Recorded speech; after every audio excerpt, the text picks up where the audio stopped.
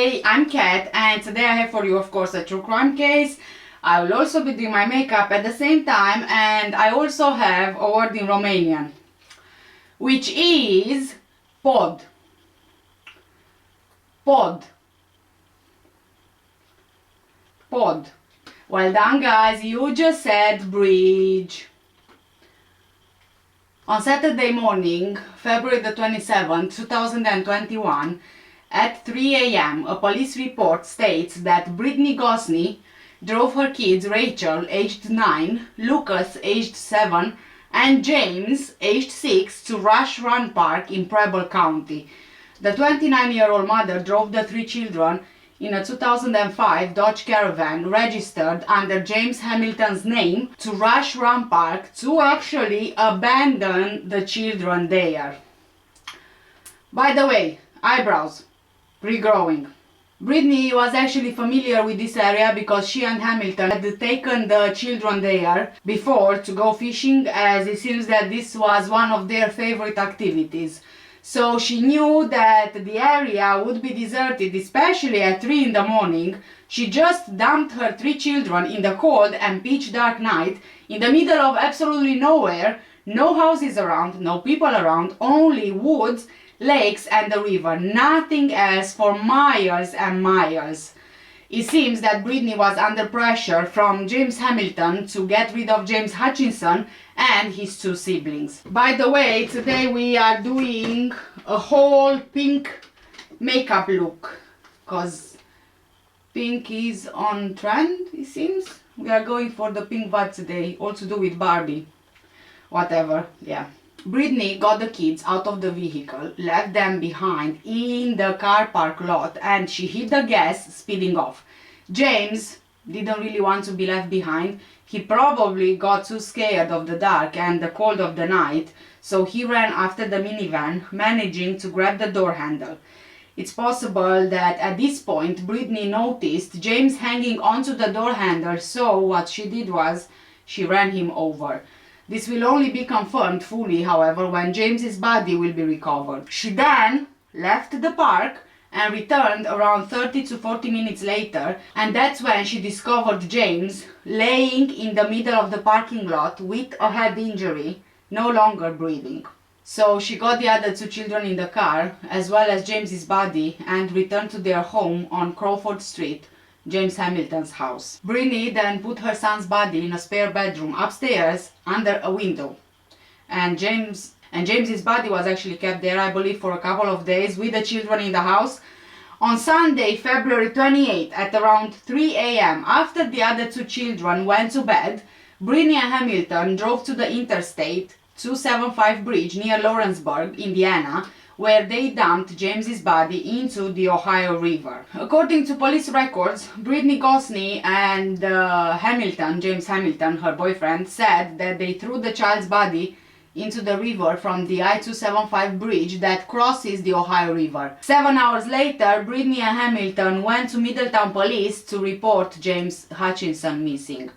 Sunday, February the 28th at 10:17 a.m., Brittany Gosney and James Hamilton, together with her other two children, go to the police station to report his disappearance.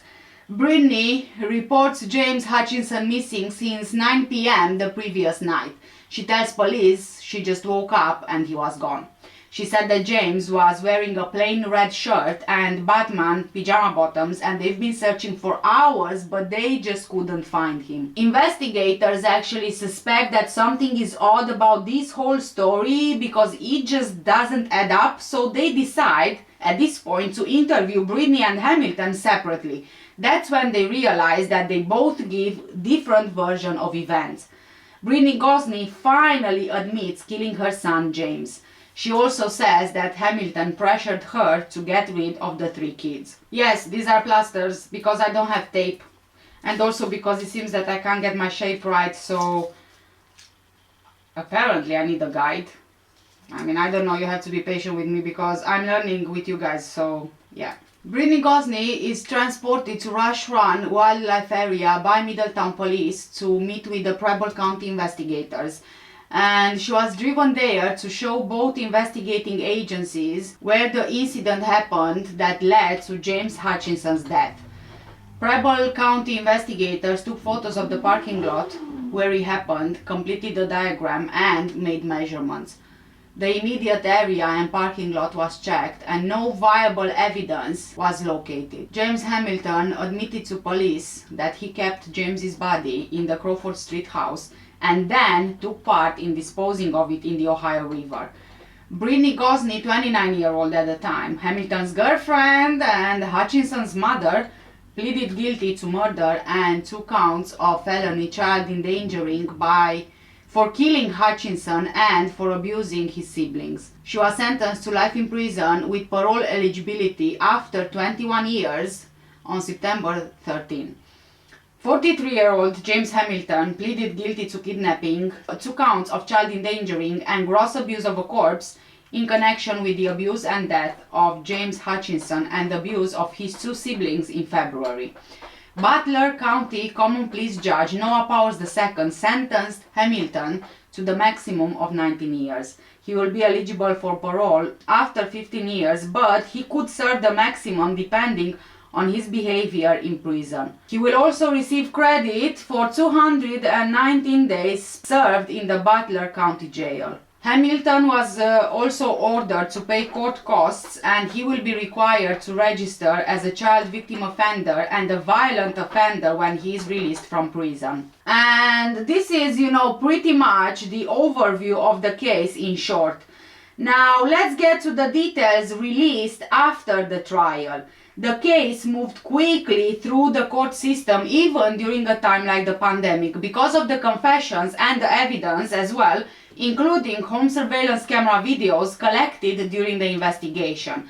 Hamilton admitted to hog-tying James Hutchinson, putting a cloth in his mouth and just leaving him. He also admitted to doing the same to Hutchinson's siblings and throwing the 6-year-old's body in the Ohio River on February 28. Hamilton's wife, Priscilla, and stepdaughter were also in the courtroom. Now, I know that this video is not as detailed as the ones I usually do, but on my other YouTube channel I actually covered this case from the beginning as it happened, and I've had a lot more details on there, but I didn't want to make this video too long, and so I kind of condensed the important bits into it. But I think that as for Priscilla, yeah, she was married with James Hamilton, but they were kind of separated. I think, if I'm not mistaken, that at some point Priscilla lived together with James Hamilton and also with Brittany, and then Brittany and James Hamilton, they kind of got into a relationship behind Priscilla's back whilst they were living together in the same house. And then obviously that Priscilla moved out because the house they were living in was James Hamilton's house, and then Brittany and her kids remained in the house. I think more or less that's the story behind that. It was a very complicated thing because I believe that Brittany Gosney, she was allowed to live in the house because she was struggling herself with the children, and so she was offered a place in the house. And then behind Priscilla's back, her and James Hamilton, they kind of sneaked around and they got into a relationship. So, like I said, Hamilton's wife Priscilla and stepdaughter were also in the courtroom. Brittany Gosney admitted to taking her 3 children to Rush Run during the early morning hours of February 26, then moving the 3 of them out of the van. When James clung to the van, he was dragged and killed. Brittany initially told detectives that Hamilton was with her when they drove to Preble County and when James Hutchinson was killed. She later said that she was actually alone with the kids.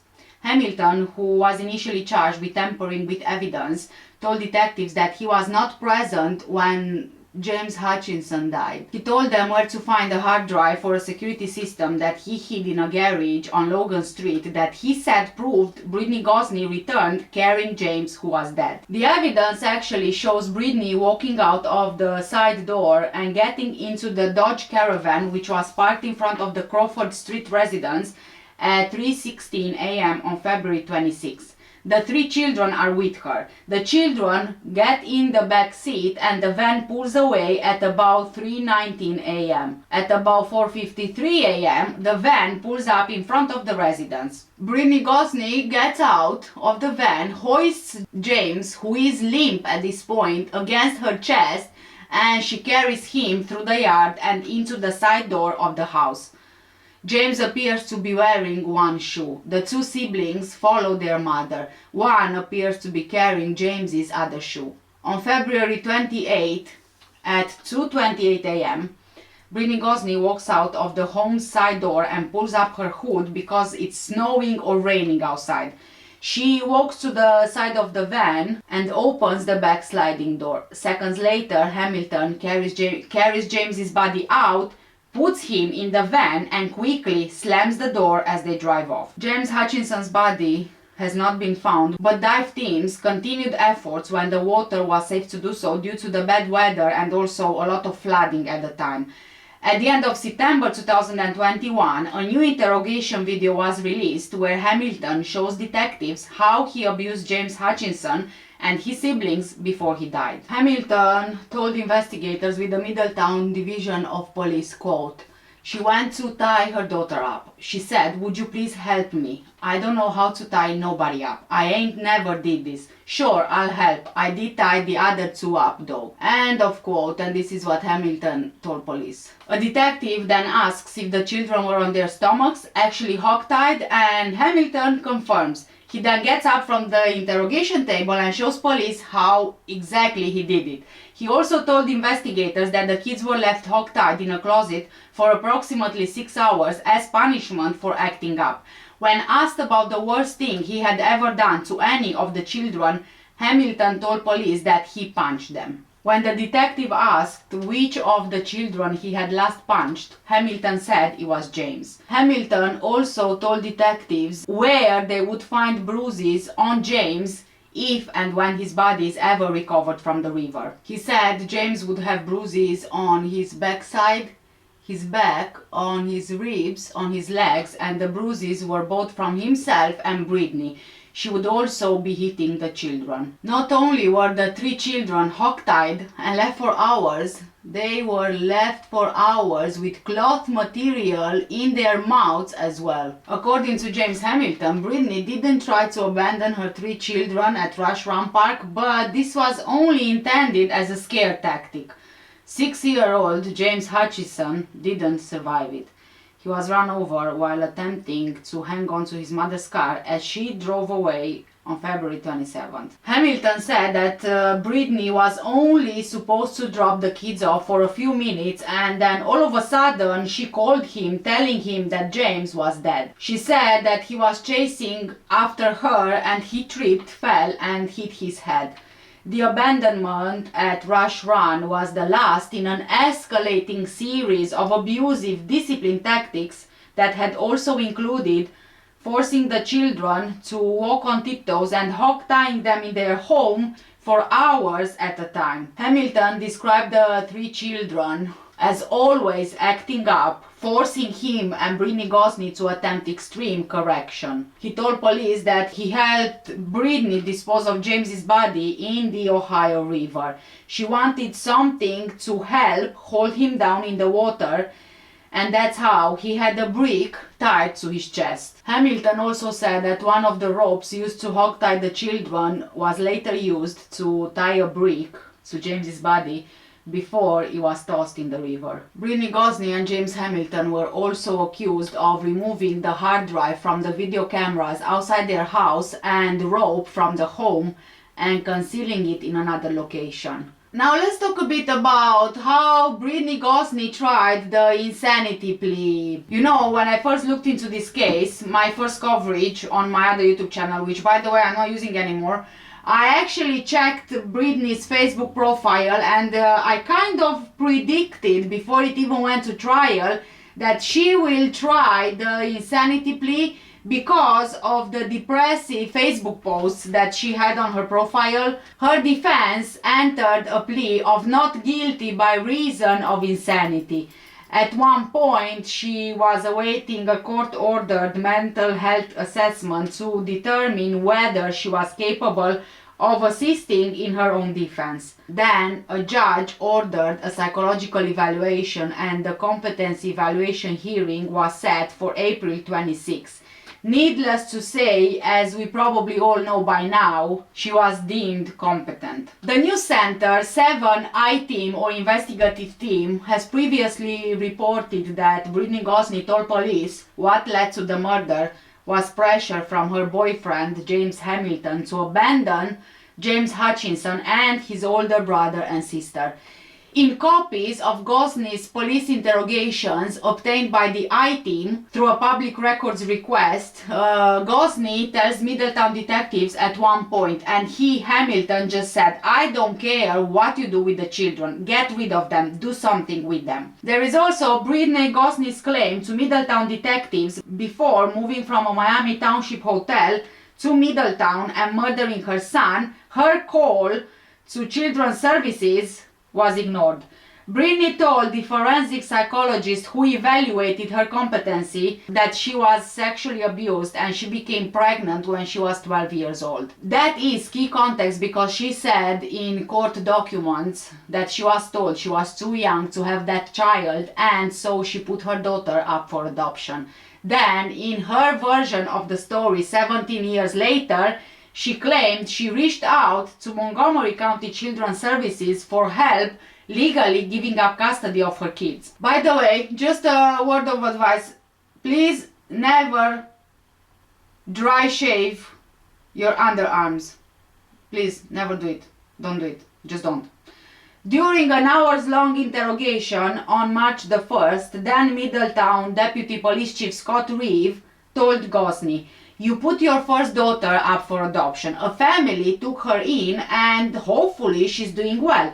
But these kids, you're doing it different to get rid of them. You're abandoning them at Rush Run." Well, I had tried to, Gosney then claimed, before later telling Reeve, "I even called them myself," referring to child services.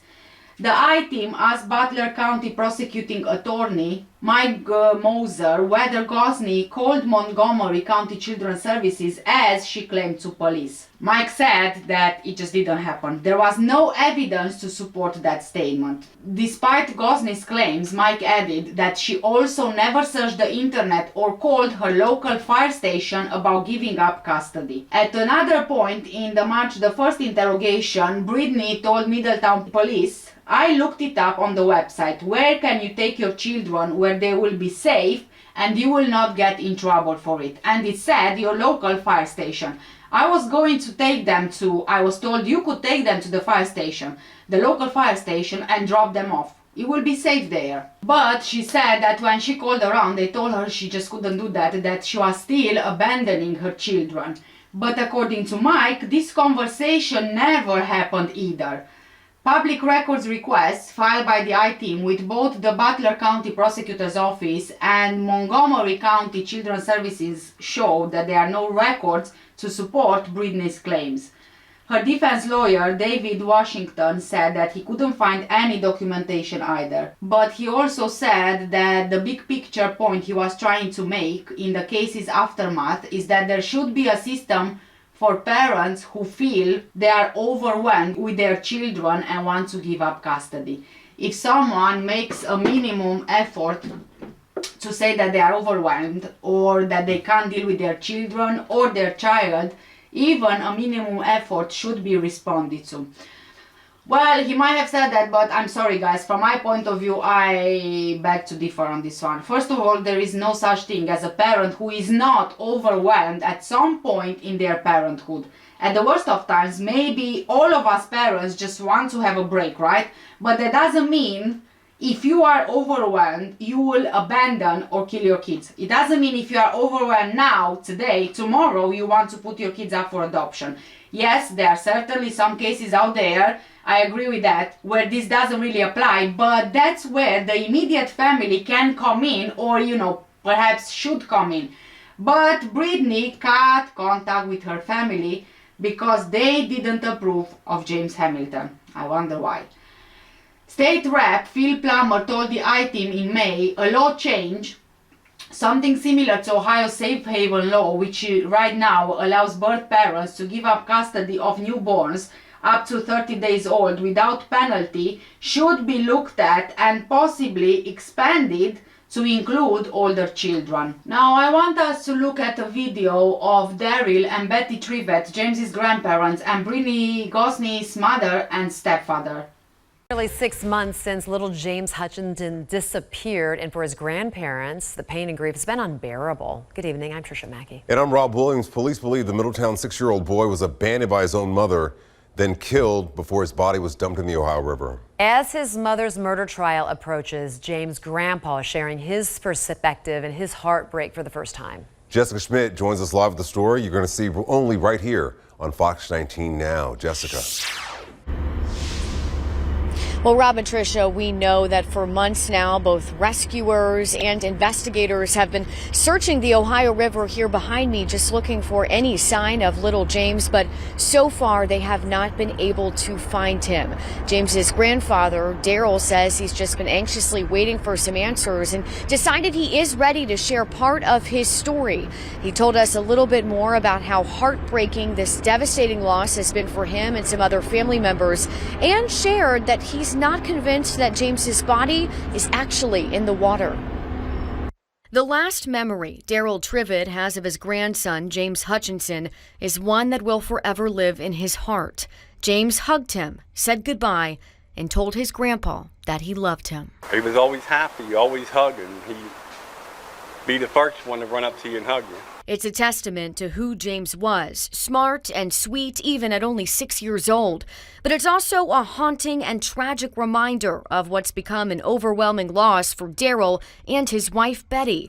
What's helped them survive the darkest days is the community support. That's touched my heart. I'm still in contact with a few of them that doesn't. They're always checking on me. James's mother, Brittany Gosney, and Brittany's boyfriend, James Hamilton, are accused of the Middletown boy's murder. Part of me just wants to grab a hold of both of them and let them feel what they did to him. Investigators believe Gosney attempted to abandon all 3 of her children at a Preble County park in February and killed James in the process. Gosney and Hamilton, per police, later took James's body back to their home where they kept him for 2 days before dumping him in the Ohio River. James has yet to be found. It hurts me bad because I can't even say what he felt. Her leaving him out and him scared and trying to get back in.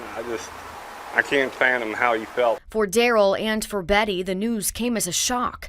He says Gosney and her 3 kids lived with them for a while, and during that time, he says they never saw any signs of abuse. She would come down here, she'd leave them here, she'd go across the street, get them juices and snacks while they played. I mean, it was things parents supposed to do. 6 months before James's death, Daryl says Gosney moved out and moved in with Hamilton.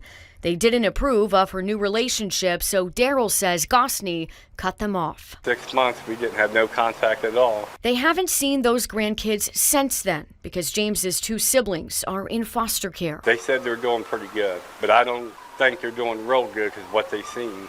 They have to live with that. Although Gosney told police they put James in the Ohio River, Daryl has his doubts, fearful he won't get the chance to bury his grandson before he takes his last breath. I think they've done something else with his body, and they're saying that so they won't find it, as I think he was abused bad. That's the only thing that hurts the worst, is not knowing where he is. If we can get him laid to rest, at least we know he's resting peacefully. In Daryl's eyes, the stepdaughter he once knew and loved is now a stranger, a mother he believes turned into a monster and did the unthinkable to someone so vulnerable. I think they should go away forever. I think they should get life sentences. That's just the way I feel. They took a life, they should lose theirs. And we did reach out to Middletown Police tonight for any sort of update on the search for James, and they did tell us they don't have any updates at this time. We reached out to North Star International as well because they've been helping with the search efforts, and they too said they do not have any updates. Now, Daryl said he is very thankful for what investigators and volunteers have done, but is starting to feel frustrated that no searches are planned as of right now. We do know Gosney is set to have a trial next month, and Hamilton's trial is set for the month after that. We'll continue to keep you posted. We're live along the Ohio River. Jessica Schmidt, Fox 19 Now. Okay, so let's entertain this possibility for a second, right? Like in the video. In a way, I kind of tend to agree with the grandparents. It is very much possible that James was not dumped in the Ohio River. Maybe Brittany and Hamilton tried to divert attention away from the actual place where James's body is at. Maybe his body would reveal horrendous injuries which neither Hamilton nor Brittany want us to find out. Maybe they think that they will get more time in prison if James's body is found. Although on the other hand, the Ohio River being flooded, unsafe for divers, the change of season, all this can make finding James's body even more difficult. For months, the search for the body of James has come up empty-handed, with crews scouring the river for signs of the young boy. Search crews admitted that the weather has worked against them in the search efforts. First it was heavy rain, then seasonal flooding that kept them from scouring the river. Several searches have taken place on the Ohio River over the several few months in hopes of recovering James's body. But no search has successfully detected any sign of James. James Hamilton's attorney during the litigation of the case, Jeremy Evans, filed a notice of appeal to the 12th District Court of Appeals 2 days after his sentencing. He was then appointed attorney John H. Forg III for that appeal. Forg filed a brief stating there are no grounds for appeal in this case. Hamilton voluntarily admitted his guilt. The plea was pristine and the sentence imposed fell within the accepted range. So the attorney requested to withdraw as Hamilton's appeal attorney, and the appeals court granted his request. Forg did raise some legal areas that might be grounds for appeal, including ineffective assistance of counsel, the validity of the plea, the validity of the sentence, and correct Ohio law procedures followed at sentencing. But he concluded after reviewing the record there were no errors, so he then requested that the 12th District Court conduct an independent review of the case record to ascertain the existence of any possible viable legal issue. The 12th District issued a short unanimous decision stating, "We have accordingly examined the record and find no error prejudicial to appellant's rights in the proceedings of the trial court. This appeal is dismissed for the reason that it is wholly frivolous." Brittany Gosney's attorney David Washington said that she won't be filing an appeal, which was part of her plea agreement. The principal of Middletown's Rosa Parks Elementary School, Tracy Neely, read a victim impact statement at Brittany Gosney's September sentencing. "James was a member of our Rosa Parks family for a very short time. While he was small, he touched all of our hearts with his red hair and his bright eyes." Tracy remembers the 6-year-old spending kindergarten and first grade at Rosa Parks. "Even when we were in COVID protocols and came back from virtual and we stopped the high fives and the hugs and stuff, he would always sneak one in anyways." Now let's remember James Hutchinson's life with his memorial bench. A little boy murdered by his mother is being remembered at his school with a permanent memorial. This bench is in honor of 6-year-old James Hutchinson. He was run over by his mother in a Preble County park last February. She and her boyfriend then tossed his body into the Ohio River, and it has yet to be found. The bench to honor James will be officially dedicated in a ceremony at Rosa Parks Elementary in Middletown next week. The Middleton City School District, Middletown Police Department, the City of Middletown, and local faith-based support groups opened the James You Are Loved Memorial Fund at First Financial Bank in March, just a few days after 6-year-old James was killed. The purpose of the fund was to provide monetary support for James Hutchinson's two siblings, Rachel and Lucas. All donations received will go to the siblings. The proceeds will not be used for funeral expenses, as the arrangements have been donated if and when the boy's body is found. Brittany's other children are in foster care. Louis Hutchinson, James Hutchinson's father, says he's still trying to find peace after James's death. It's a living hell for him and a nightmare. Louis went to the very place James died in 2021 to release balloons in his honor. He said he doesn't want to forget his son. At the same time, he suffers from PTSD and night terrors, being unable to remember what happened without re-experiencing it. When I close my eyes, I see my son being dead, he said. Louis also asked, how do you go from a mother to a monster? He was 6. He had his whole life ahead of him. Louis says he wishes he could speak with his son one last time. He also said, quote, I loved him more than anything in the world. He was so charismatic and he brought joy to everybody. He made everyone smile, end of quote. And sadly, this is the really heartbreaking case of James Hutchinson, and unfortunately to this day his body hasn't been found. I think that it's really tragic. I mean, if she didn't want those children, she could have given those children for adoption. She could have handed over custody to someone else. Louis Hutchinson, James's dad, he said that he wanted custody and he was prepared to accept James to live with him and for Brittany to give away custody to him, but that didn't happen. Instead, James Hutchinson unfortunately died at the hands of his own mother, which is such a shame, such a young life lost. And again, we see mothers prioritizing boyfriends over their own children, their own flesh and blood. This is something that I will never be able to wrap my mind around. How can you prioritize a man over your own child? It's just beyond me, really, it is. Please do let me know what do you guys think in the comment section down below. For now, thank you so much for watching. Stay safe, take care, and I will see you in the next one. Bye!